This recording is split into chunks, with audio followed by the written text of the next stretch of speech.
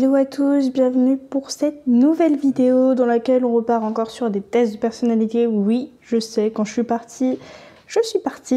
Donc cette fois, comme vous êtes sans doute sur cette chaîne, soit en tant que lecteur, soit en tant qu'écrivain, soit en tant que les deux, j'ai fait le côté lecteur pour savoir quelle lectrice je suis.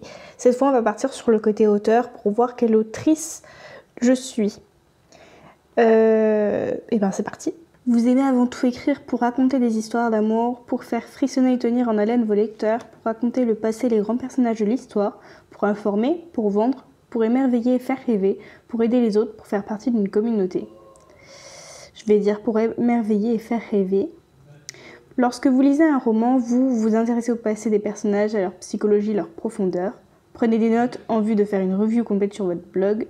Regardez les formulations, la langue, l'orthographe et le style. Surlignez des passages pour votre réflexion personnelle et faites des rapprochements avec d'autres romans. Vous vous intéressez à la chronologie de l'histoire, aux événements historiques. Palpitez à la moindre rencontre entre deux êtres. Vont-ils s'aimer ?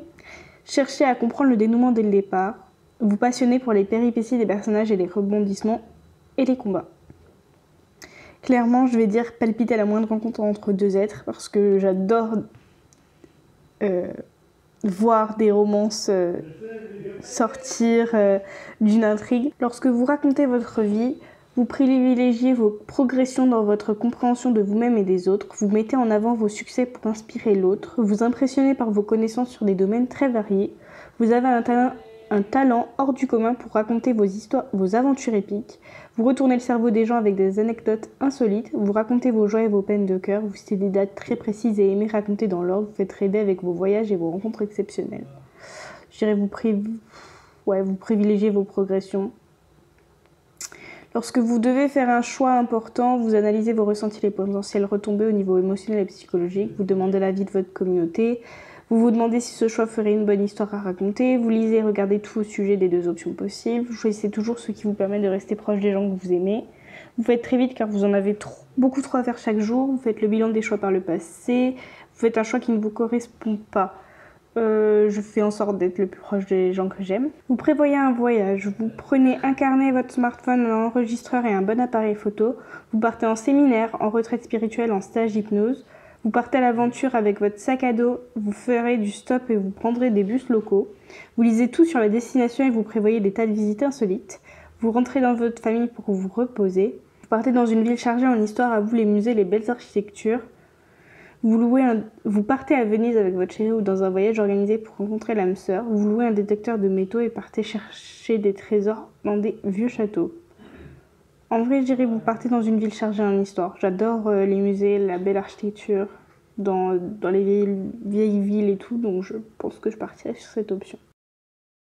Votre cadeau de Noël idéal. Des manuels de développement personnel avec des quiz et des témoignages. Youpi! Un nouveau PC pour travailler encore plus vite. Une encyclopédie reliée en 26 volumes. Un jeu vidéo plateau avec des énigmes et des indices à trouver. Un appareil photo avec plusieurs objectifs. Une box aventure. Un gadget technologique marrant, un week-end en amoureux dans un relais château. On reste sur les trucs un peu historiques avec belle architecture et tout, et je dirais un week-end en amoureux dans un relais château. Vous lisez une news sur Facebook, vous ne croyez jamais les versions officielles et allez chercher les dessous de cette sombre histoire. Vous faites une story ou un article de blog pour apporter votre vision sur le sujet. Vous déplorez le comportement des protagonistes et des commentateurs. Vous êtes fasciné par l'histoire racontée. C'est assez mal écrit, vous auriez formulé ça différemment. C'est vous qui l'avez écrite, l'histoire se répète inlassablement. Le divorce de ces deux célébrités vous stupéfie. Il semblait former un couple si heureux. Et ben je dirais c'est assez mal écrit, vous auriez formulé ça différemment.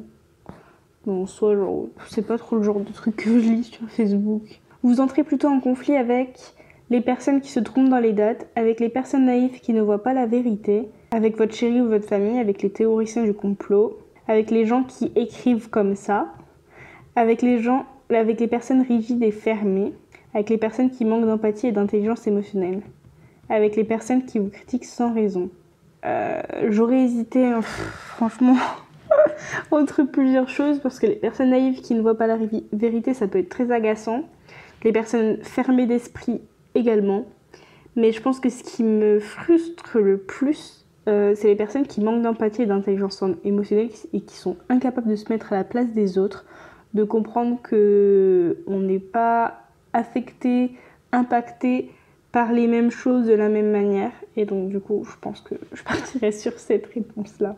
Vous ne pouvez garder qu'un seul livre, une encyclopédie, Belle du Seigneur, Harry Potter, le dictionnaire, l'interprétation des rêves, Millennium, Prix Albert Londres, 100 ans de grands reportages, la semaine de 4 heures. Alors déjà, je sais que je vais me faire lyncher, mais Harry Potter, c'est pas trop mon truc. Après, je dois avouer, j'ai pas lu les livres, donc il faudrait peut-être que je m'y essaie. Et après, il n'y a rien d'autre qui m'intrigue plus que ça, à part l'interprétation des rêves, parce que en dehors de tout ce qui est fiction, j'adore quand même tout ce qui est psychologie. Donc on va partir sur l'interprétation des rêves. Votre réseau social: Twitter, Instagram, LinkedIn, Wattpad, Sebas Crossing, Reddit, YouTube, Geneanet. Je ne sais pas comment ça se prononce, Geneanet. Et donc sans hésiter, Instagram. Alors, résultat, vous êtes le psy. C'est marrant quand on pense que j'ai fait des études de psychologie. La psyché humaine n'a aucun secret pour vous. Vous aimez analyser, comprendre et écouter les gens. Vous travaillez aussi énormément sur vous-même et votre développement psychologique et spirituel.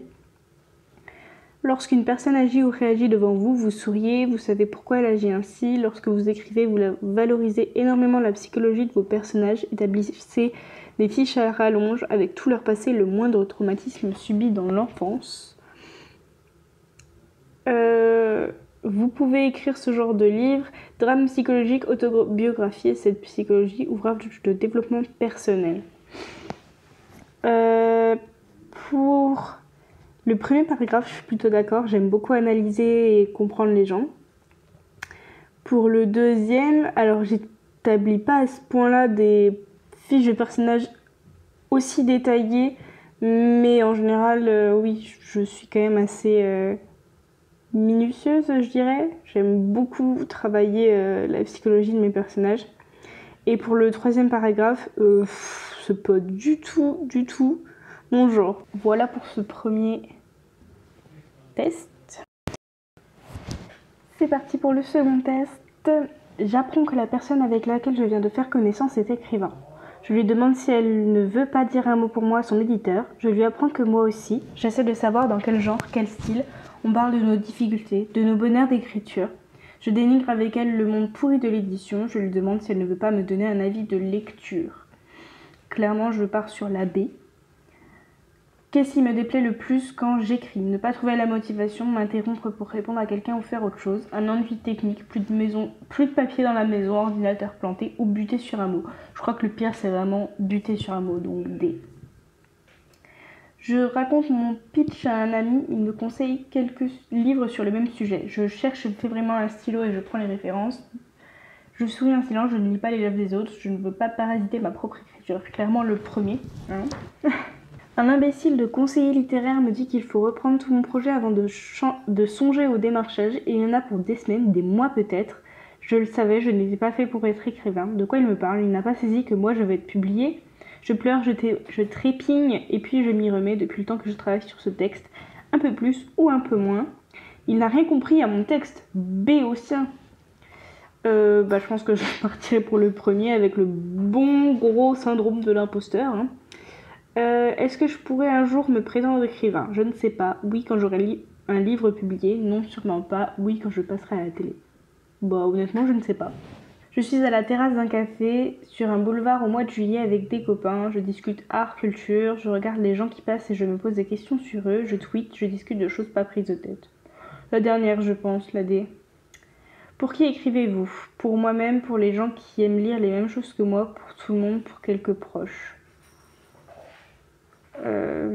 J'irai à la fois pour moi-même et pour les gens qui aiment lire les mêmes choses que moi.